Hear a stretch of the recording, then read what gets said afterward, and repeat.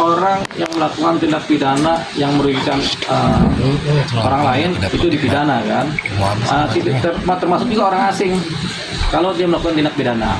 Jadi begini, ada orang asing dia di Jakarta, dia ngebunuh warga negara Indonesia, dia dipidana begitu.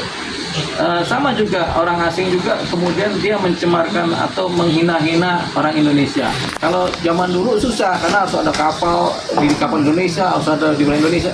Kalau zaman sekarang nggak ada kesepakatan internasional yang dimana setiap perkara pidana yang sifatnya cyber itu bisa ditangkap di mana aja. Pelakunya kalau merugikan orang Indonesia atau melakukan negara Indonesia bisa ditangkap di mana saja. Jadi karena dianggap kejahatan cybercrime di mana pelakunya bisa siapa aja. Karena cyber ini kan tidak mengenal wilayah. Bisa dari Amerika, bisa dari Jerman pelakunya, bisa dari mana-mana. Nah, ini makanya ada keadaan khusus terhadap pelaku pidana cyber. Karena cyber ini misalnya judi online. Orang yang mengatur-ngatur program judi online kan adanya di luar negeri. Tapi kalau mereka ke Indonesia, mereka bisa ditangkap. Begitu, karena melakukan kejahatan merugikan masyarakat Indonesia, merugikan negara Indonesia, bisa ditangkap. Termasuk juga kasus ini. Ini warga negara asing, tapi dia menghina terus orang Indonesia ini. Kan ketika dilaporkan, suatu saat ketika dia kecemplung masuk ke wilayah Indonesia, dia bisa ditangkap. Karena dianggap masa kelakuannya itu pada saat baik dia di luar negeri maupun pada saat di Indonesia. Karena apa yang dia edarkan itu kan berlaku nyala terus dia.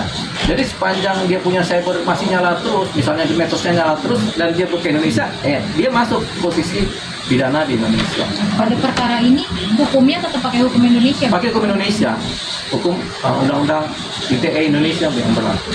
Akan dideportasi juga nggak sih Bang kalau? Nah, di deportasi ini tergantung posisi bagaimana pihak penegak hukum kita. Apakah mau mendeportasi, apakah kemudian tetap dipidana di Indonesia.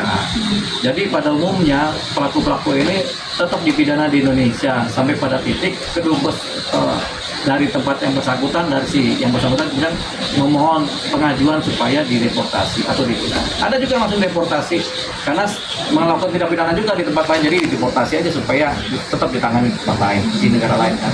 Tapi kalau dia di sini bisa juga ditahan di sini. Jadi banyak kasus-kasus terutama narkotika yang pelakunya orang asing tetap dipidana di Indonesia, bahkan dihukum mati di Indonesia ada juga. Gitu. Nanti akan ada peran serta dari Interpol juga ya Bang?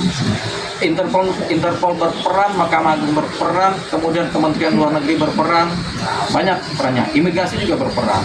Jadi semuanya punya peranan di negara kita ini, di para instansi ini kan.